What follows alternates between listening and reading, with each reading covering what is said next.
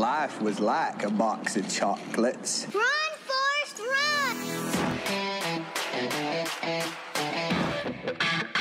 GumpyCast.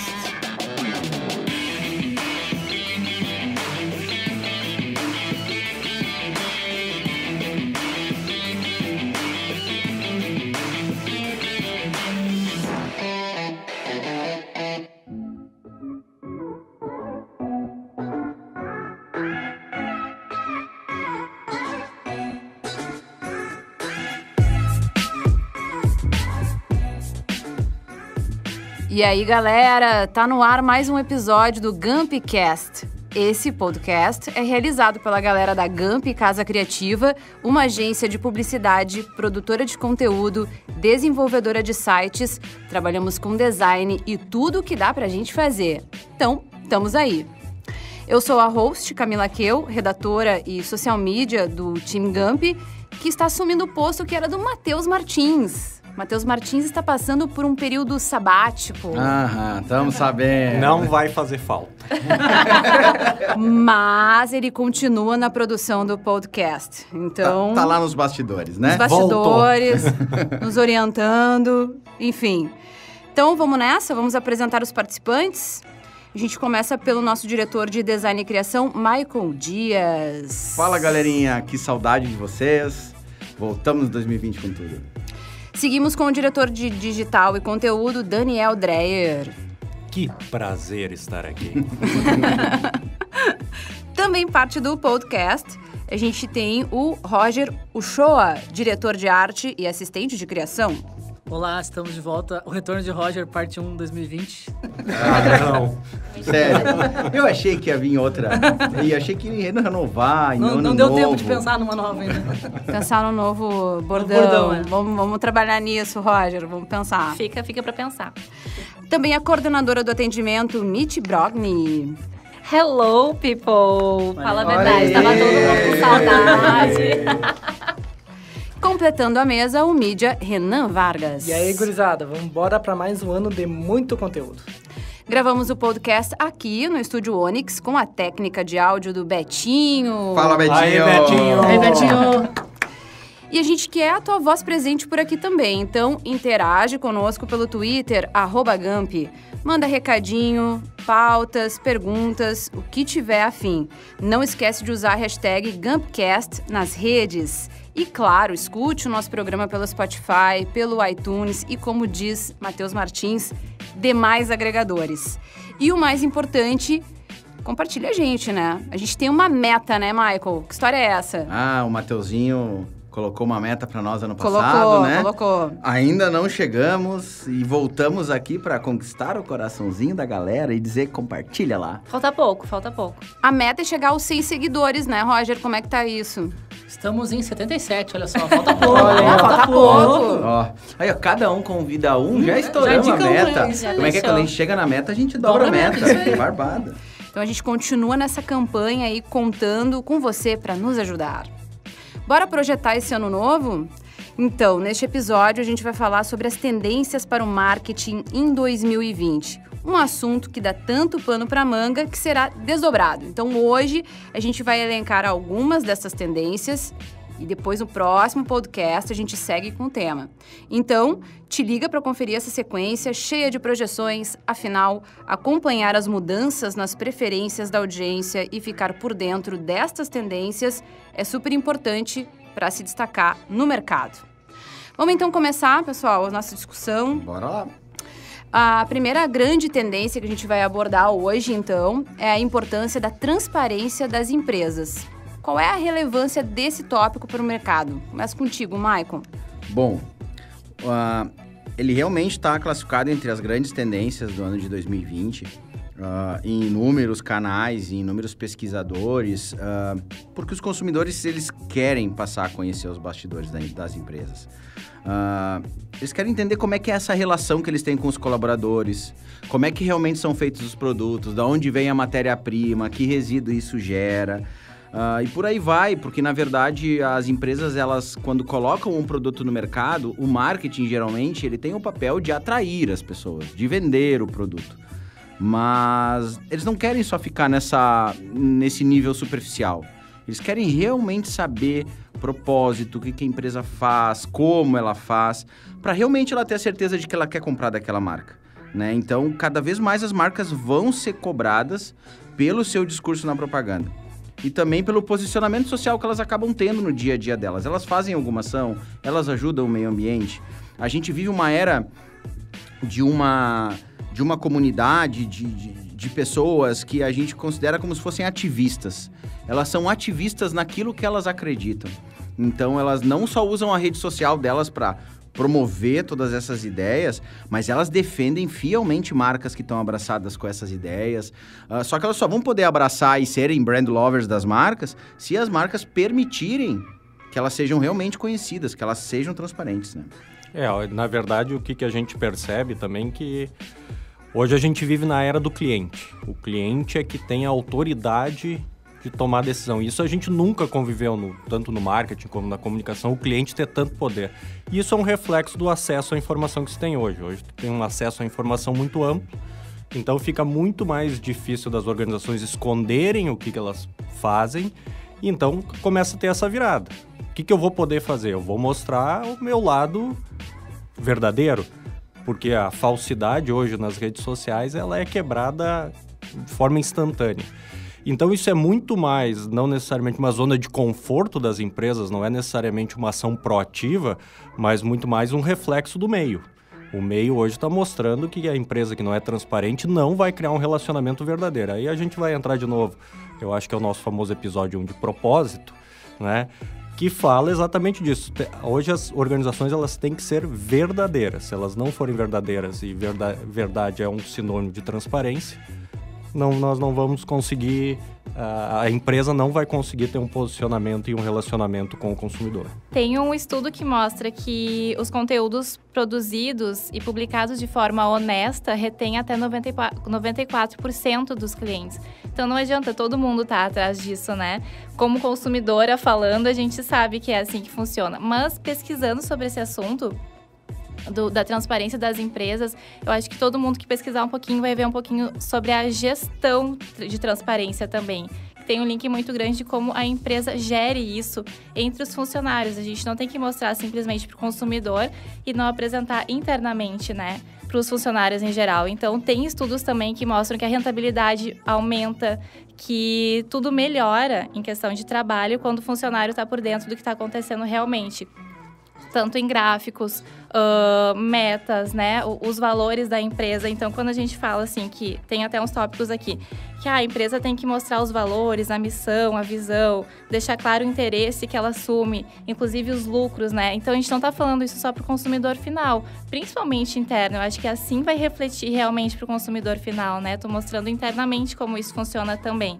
Dar feedback. Quando dá um feedback autêntico para o consumidor, nada mais justo que passar internamente antes, né, para o teu funcionário. Então, eu acho que isso tem um grande link também, a gestão dentro da empresa de forma transparente. Uma coisa que eu acho importante, a Mitty falou uma frase ali, mostrar como funciona. Acho que isso é bem importante para a empresa criar uma relação com o cliente. Porque a maioria das empresas tem aquele quadro na parede, missão, visão, valores. Mas a maioria das empresas é apenas um quadro na parede. E isso não funciona na prática, então acho que mostrar como funciona realmente é bem importante, né? É aquele lance que cada vez mais se fala do sair do vertical, ir para horizontal, né? Isso é para tudo, para comunicação, para a forma que tu vai gerir um funcionário, não ter aquela hierarquia, né, dentro da empresa. Isso tudo se resume na transparência também.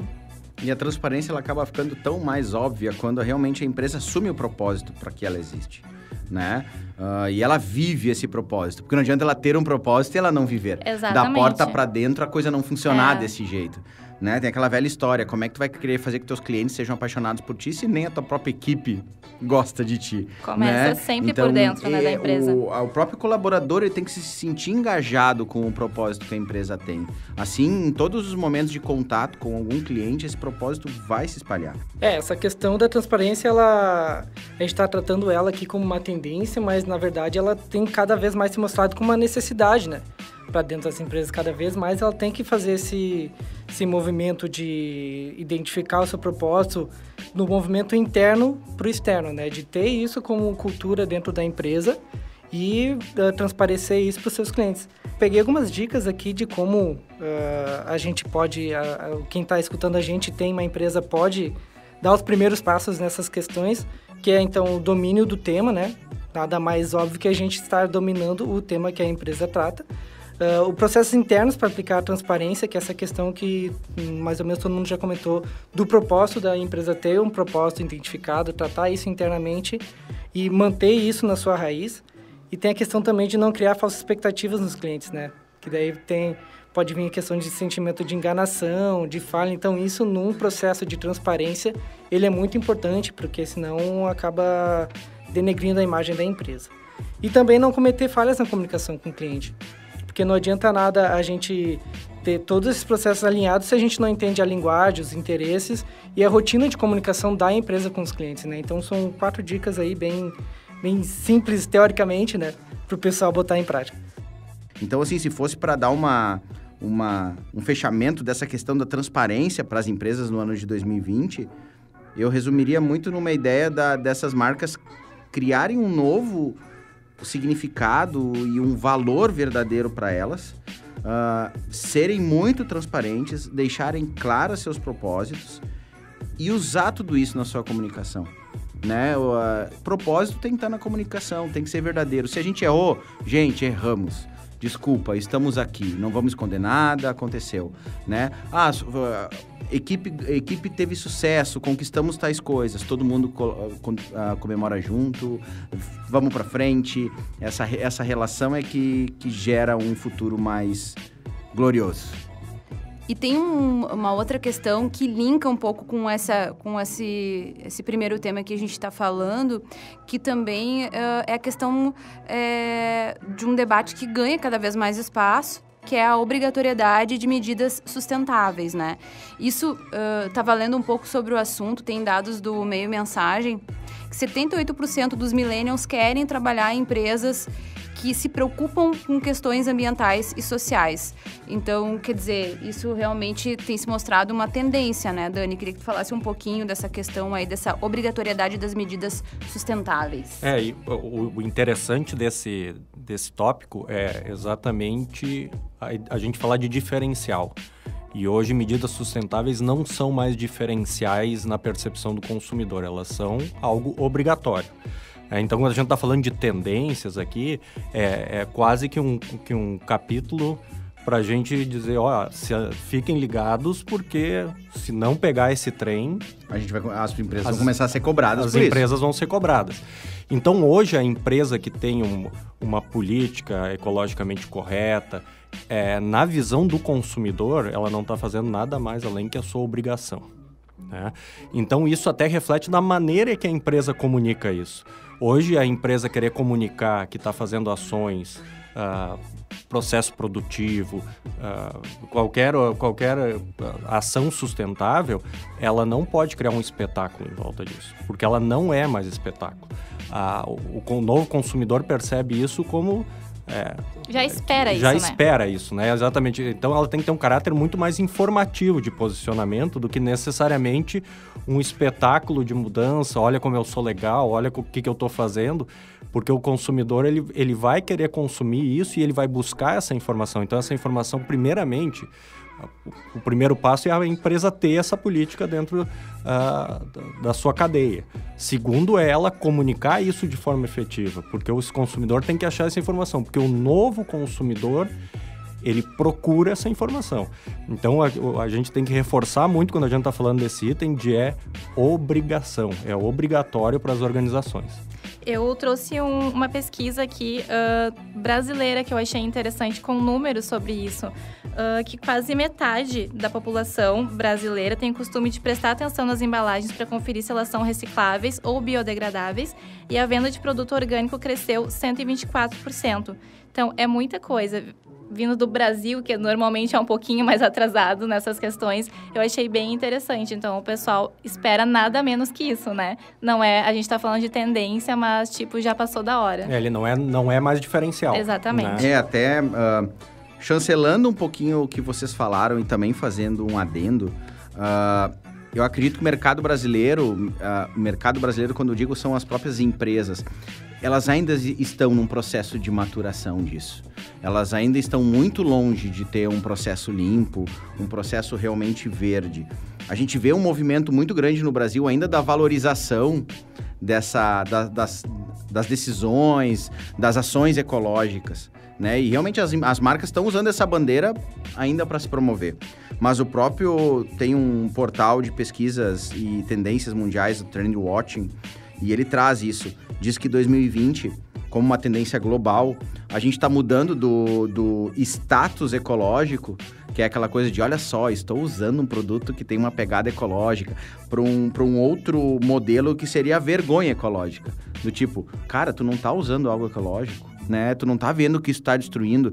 Parece uma mudança tão pequena no comportamento, mas que faz toda a diferença. Tem uns dados que mostram, pouco menos de 10 anos, como esse comportamento mudou muito. Em 2008, a Tesla lançou um carro que era chamado Roadster. Ele era um super carro elétrico que custava $100 mil. Ou seja, puro status ecológico na época. Quem comprava o carro era para dizer, olha só, eu tenho um carro elétrico, né? Só que em 2019, a Tesla tem o modelo 3. E hoje, ele é o terceiro carro mais vendido do Reino Unido. E a Tesla se transformou, início desse ano, nesse último dia 8 de janeiro, a montadora de veículos mais valiosa dos Estados Unidos. Ela vale mais do que a Ford e a GM juntas. Então tu pensa, olha o histórico que a Ford e a GM tem no mundo. A Ford mudou o modelo de indústria que a gente conhece. E a Tesla hoje, em 10 anos, vale mais do que as duas juntas. Então, isso traz um pouquinho dessa pegada da cobrança que o consumidor vai fazer e da busca que ele está fazendo por esse tipo de serviço. Um outro exemplo rapidinho foi da Adidas. A Adidas, em 2016, a gente está falando de 3 anos atrás, ela fez um modelo que utilizava plástico do oceano reciclado. Ela fez uma collab e nessa collab ela fez 50 pares e vendeu 50 pares. Ou seja, status. Super exclusivo, né? Total exclusivo. E um valor provavelmente lá em cima. Lá em cima. Nada acessível. Status. Só que para vocês terem ideia, em 2019, a Adidas fez 11 milhões de calçados de plástico reciclado do oceano. Então, assim, é obrigação. Passou a ser obrigação. É essa responsabilidade que a empresa tem com o processo não só de largar o produto no mercado, mas repensar da onde ele veio e para onde ele vai. O simples exemplo do canudinho, né?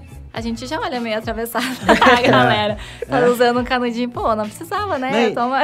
Esses dias, nas férias de final de ano, lá no Rosa, fui num restaurantezinho de buffet almoçar, que é super todo roots, com pegada ecológica. E daí eu pedi um suco de laranja e me veio um canudinho de plástico. E aí? Sabe quando tu tem aquela reação?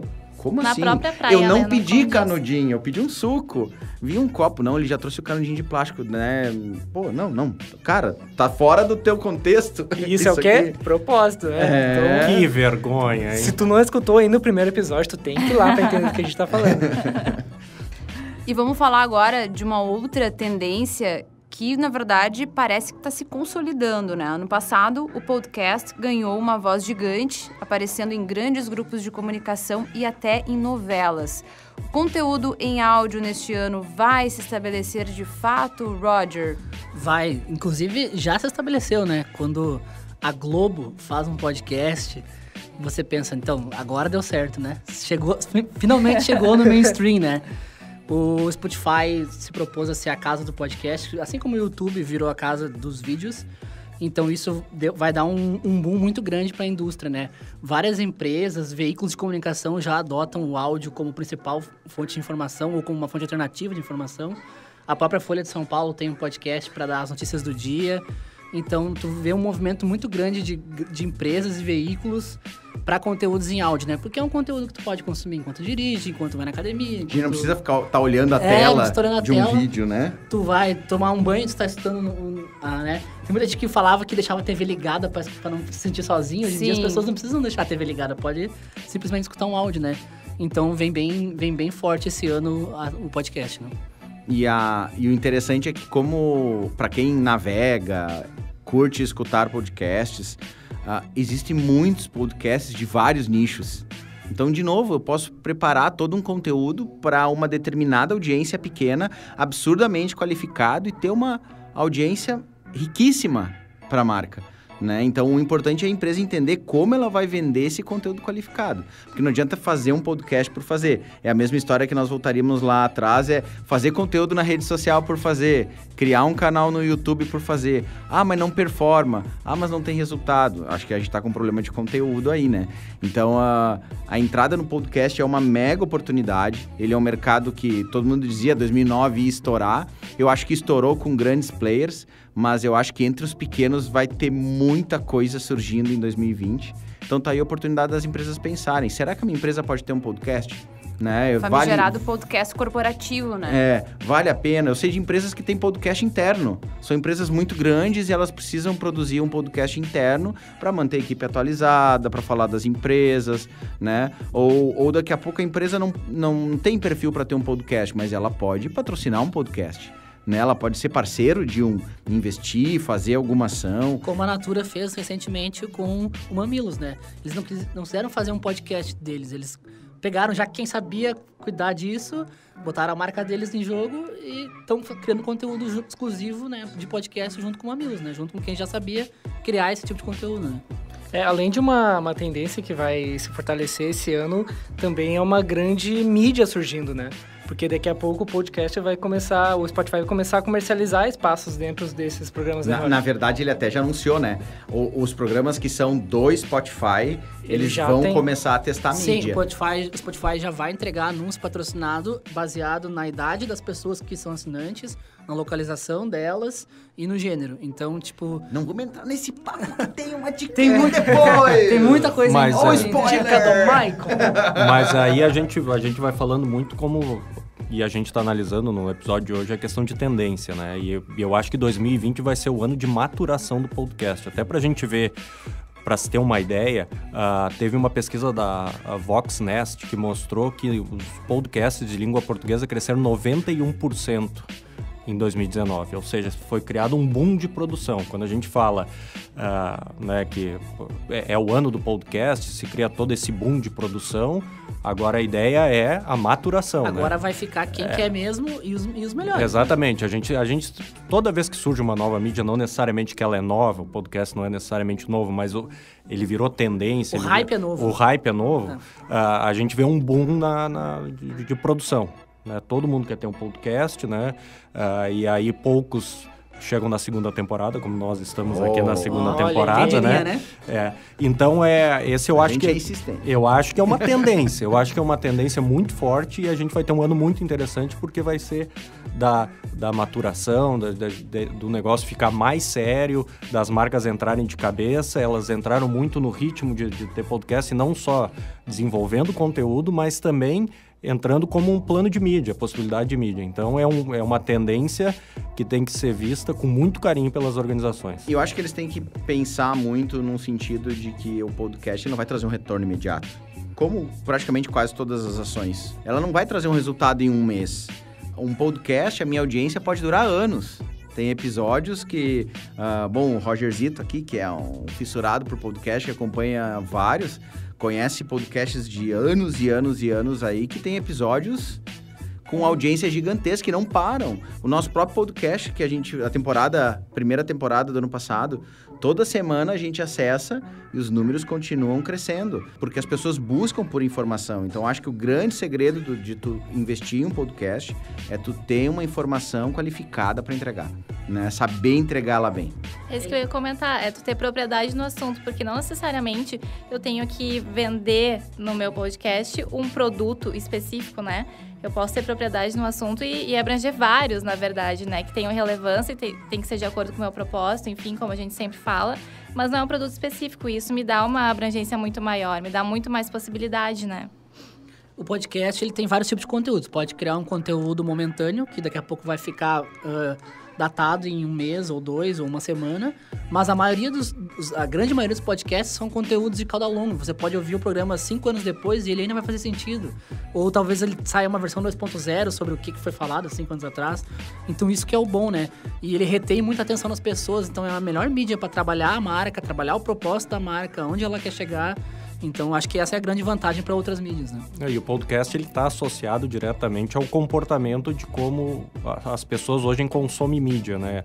A gente percebe que isso já acontecia com o vídeo, então vem Netflix, YouTube, as pessoas assistem o que elas querem na hora que elas querem. O podcast é um reflexo disso do áudio.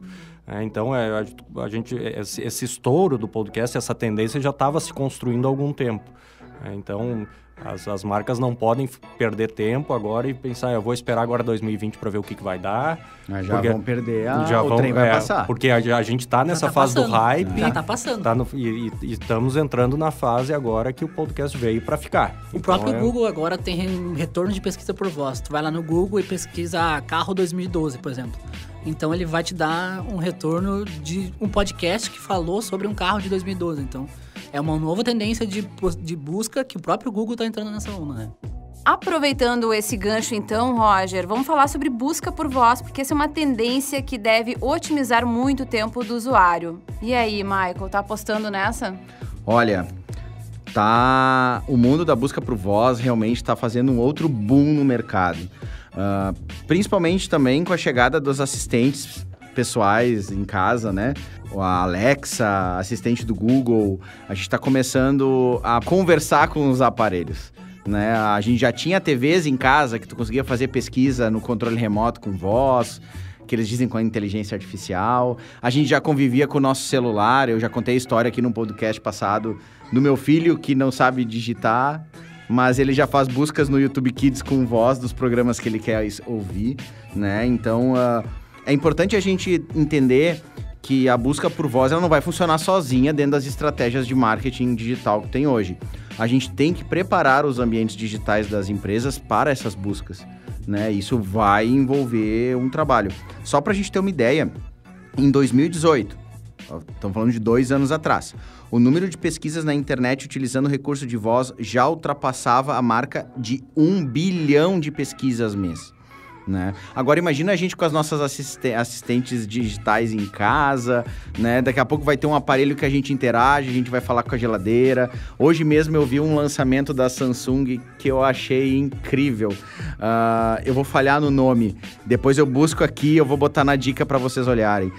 A Samsung acaba de lançar uma bolinha, ela é uma bolinha, tá, gente? Ela é uma bolinha que ela é uma assistente virtual, ela anda na tua casa sozinha, ela tem câmera, ela emite sonzinhos como se ela estivesse falando contigo e ela vai fazer as coisas na tua casa automático. Ela vai vir... também, não? Não, não chega não vai dar certo não, hein? Mas o vídeo da Samsung é incrível, ela mostra assim, o cachorro derruba a ração na casa. Só que só tá o cachorro e o assistente, a dona tá trabalhando. O assistente verifica que o cachorro sujou o chão, ela vira para aquelas vassouras eletrônicas, os robozinhos, ela avisa como se ela desse um comando, a vassourinha sai, limpa o chão, ela volta pro mas lugar. É legal. E vai assim até eles planejarem uma guerra. E daí a mulher conversa remotamente, porque ela tá ligada na internet, então conversa com ela, ela pergunta, deixa eu ver como é que tá o cachorrinho. Ela caminha, vai até o cachorrinho, mostra pra ela, então assim, gente, é uma loucura pobre o que cachorrinho. tá acontecendo. E a gente Primeira vai... vítima. E assim, tudo aquilo que a gente viu de futurismo nos filmes, né, de conversa. Gente, a gente realmente está conversando com os equipamentos. Hoje eles ainda não têm aquela questão talvez tão desenvolvida de nos entregar um movimento fisicamente, mas eles também já estão nos dando, já estão conversando com a gente, né? A gente até falou esses dias, eu acho, né, Roger, sobre isso, que eu sempre fico lembrando do filme Her, né? Então eu fico um pouco nervosa com isso, né? Até que ponto a gente pode se relacionar com o assistente virtual sem grandes danos. Porque no filme ele foi traído pelo assistente. Foi traído. Exato. Os próprios audiobooks, né? Mas vocês lembram quando em CD tinha que estar no carro, né? Em algum momento assim pra estar escutando. Agora não, a gente tá em qualquer lugar, pode estar ouvindo de forma muito mais simples. Que nem o Michael comentou, tô cortando a grama e tô. E tu deu o caso do carro, e também o carro é super bom, né? Tu vai entrar e vai dizer assim, eu quero ir na rua tal, tu conversa com o Waze encontra a rua pra ti, exatamente. Já te direciona. Tu não teve que movimentar a mão, tu não teve que digitar nada. Claro que ele vai trazer um comodismo absurdo. E também vem aquele questionamento, onde o comodismo vai levar as pessoas ao sedentarismo? Porque elas vão ficar sentadas e comandando tudo por voz, sem precisar fazer nada. Liga o fogão, prepara a comida pra mim. Vai chegar uma época que isso vai acontecer. Eu acho que esse trem já partiu, hein? Já. Mas falando em audiobook, antes a gente tinha só os best-sellers, né? Você não encontrava qualquer tipo de livro. Hoje é muito mais acessível, assim. Principalmente nos Estados Unidos, né? Lança sempre primeiro lá. Mas é muito mais acessível do que antes. Antes era muito restrito. Com a quantidade de gente usando isso cada vez mais, vai ficar cada vez mais acessível. Acho que vai aumentar muito. E o que me chama mais atenção na toda essa ideia de pesquisa por voz e a gente começar a viver num mundo completamente conectado é que as pessoas elas já não reagem mais com tanto espanto a esse tipo de inovação, né? Isso mostra a velocidade com qual as coisas estão mudando e como as organizações têm que estar ligadas nesse tipo de coisa, porque a gente está agora nesse hype dos assistentes virtuais, né? Aí entra Alexa, etc. Em muito pouco tempo elas vão virar um hub de mídia. Elas vão permitir que as marcas consigam interagir com o usuário, né? Vamos pegar um exemplo, eu quero pegar um Uber. O Alexa pode falar para mim, mas não quer tentar um outro serviço? Isso são tudo possibilidades. O tal tá com promoção tal, não quer que eu chame promoção tal.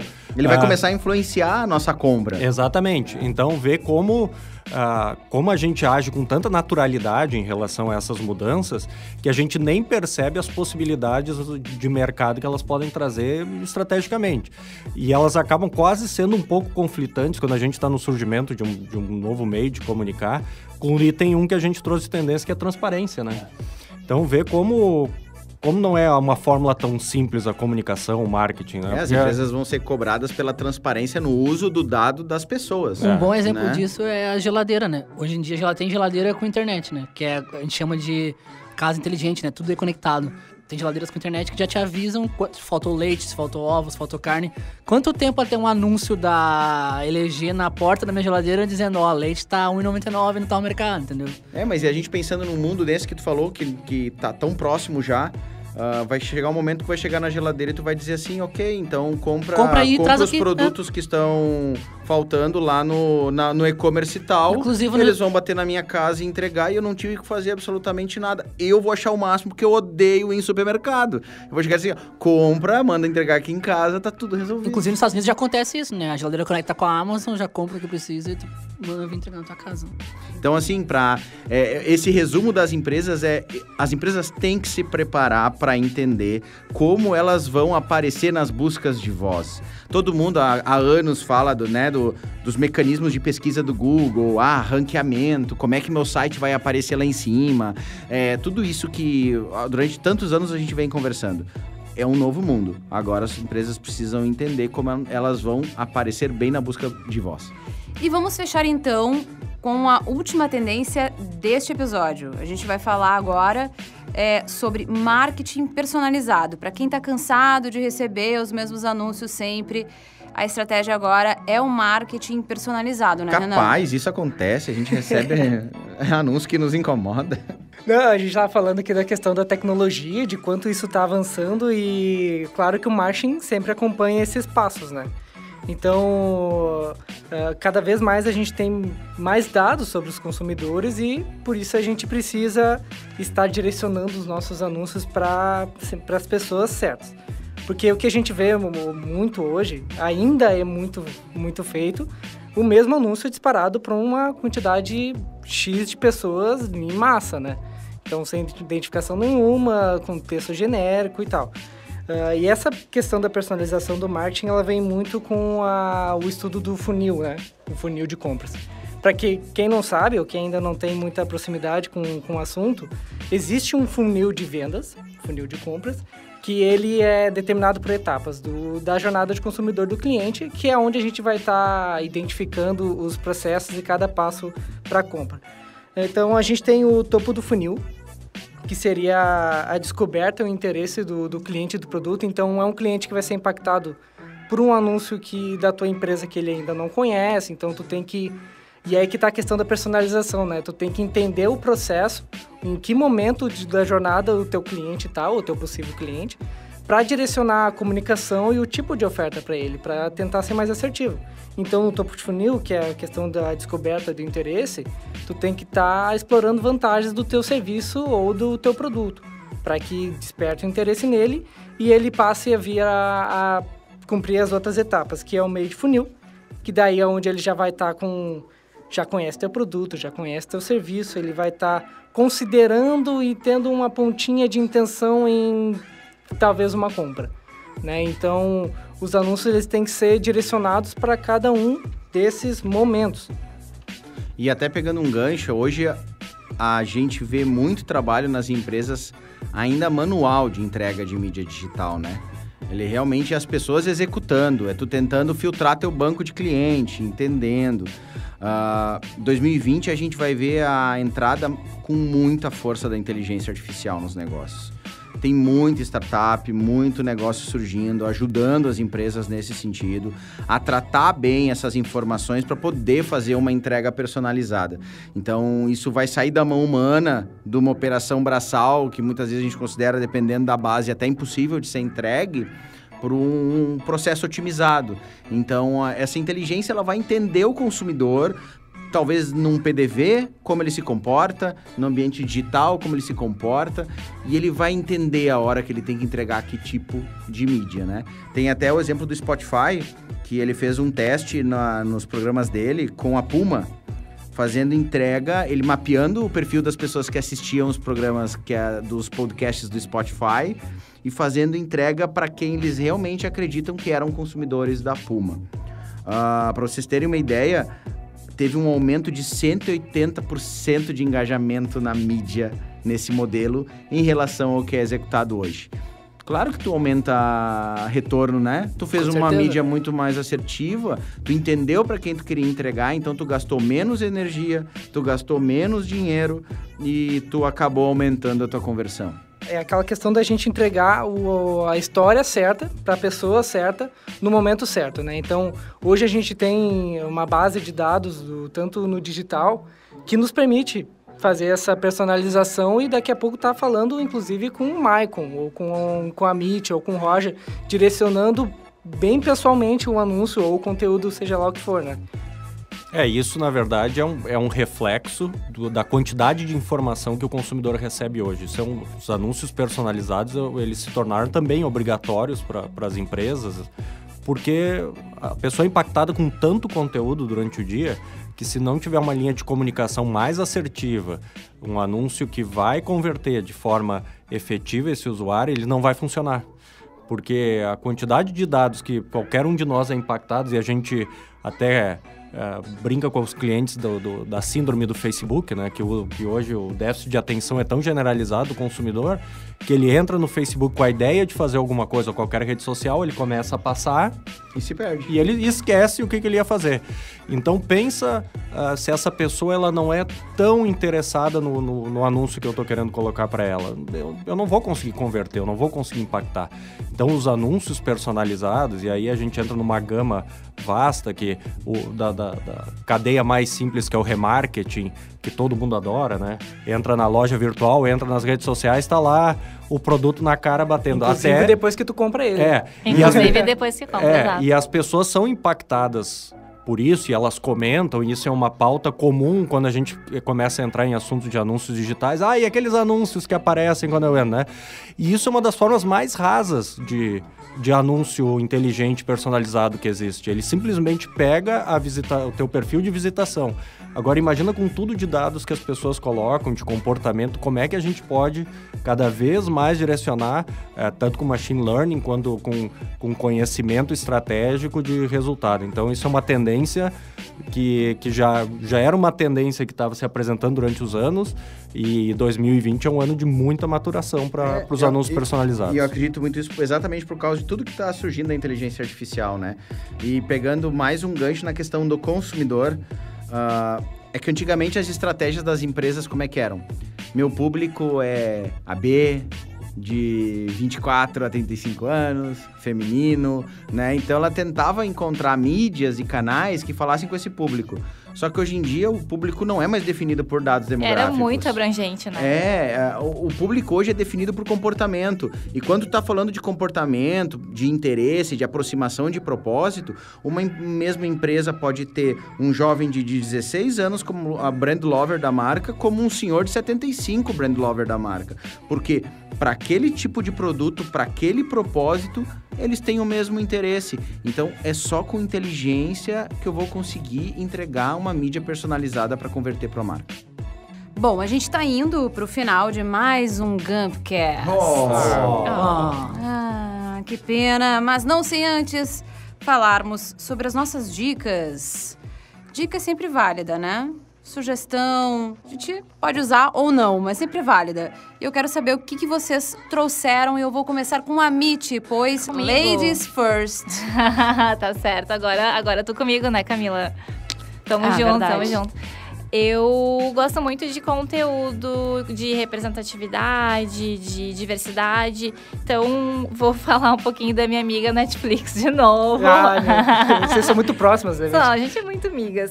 A série Atypical, não sei se vocês conhecem aqui. Conheço, já maratonei tudo. É bom. muito bacana, né? São 3 temporadas, eu acabei a 3ª agora.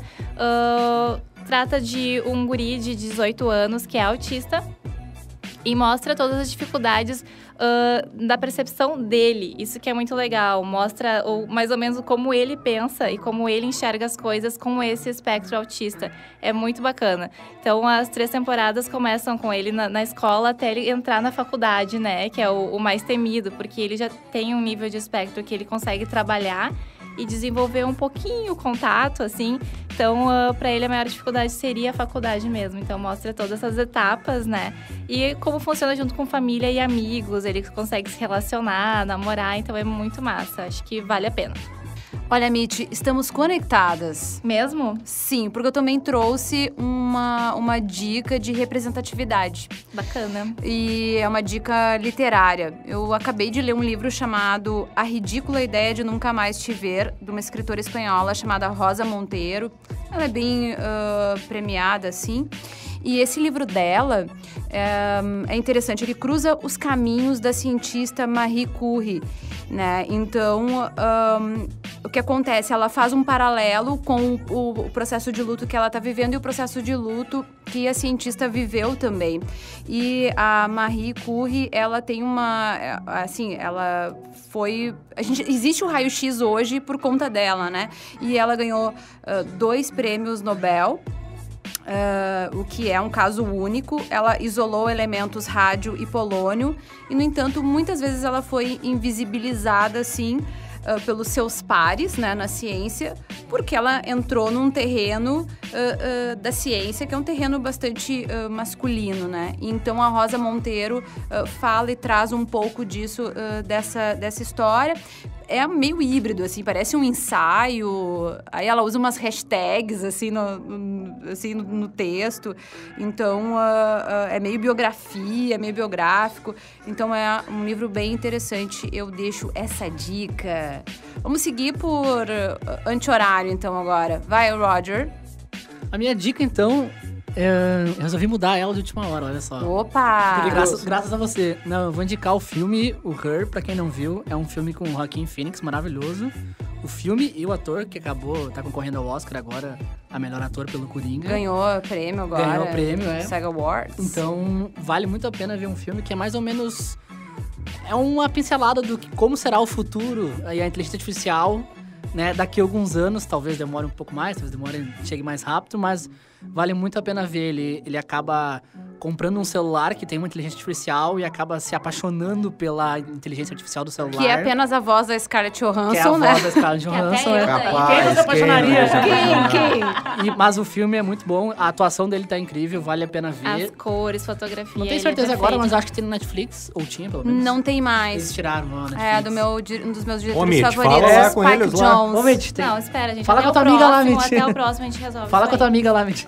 Mas é isso aí, minha dica é o Her, maravilhoso filme. forma. Massa. Renan, Eu vou indicar um site /podcast, /canal, tudo, que é o Tenho Mais Discos Que Amigos, que é um site de derivados, que nem eu comentei, que fala sobre música, cultura, cinema e novidades da cultura pop. Então, para quem curte esses assuntos, é bem interessante. algumas críticas musicais também, Críticas né, Renan? musicais, especialmente. E daí, as arrobas deles são com iniciais, que é TMDQA.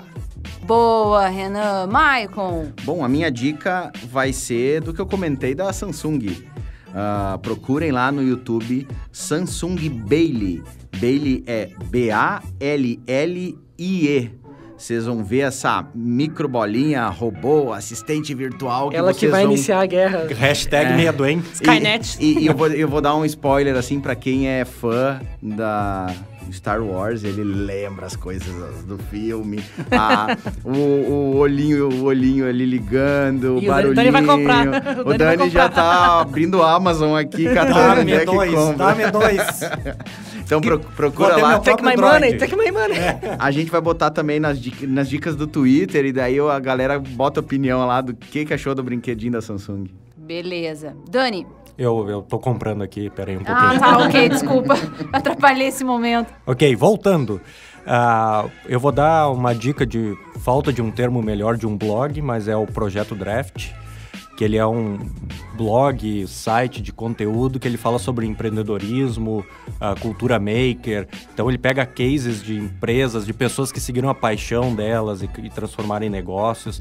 São posts super bem elaborados, vale muito a pena. O site é www.projetodraft.com. Entrem lá, sigam nas redes sociais, é muito, muito bacana. Gente, chegamos ao final de mais um episódio do Gumpcast. Vamos lá. Mas, claro, a gente te convida a seguir a gente no Twitter, no @Gump. Lá você consegue interagir conosco. E no próximo episódio, então, a gente vai seguir falando sobre as tendências para o marketing em 2020. Então, não perde a parte 2, a segunda saga, ok? Eu sou Camila Keu e participam do podcast Renan Vargas, Falou, galera. Até a próxima. Mitch Brogni, Tchau, gente. Até mais. Roger Uchoa, Falou, gente. Até mais. Daniel Dreyer Tchau, jovens. e Maicon Dias. Valeu, galerinha. Até a próxima. Valeu, gente. Até a próxima. Tchau!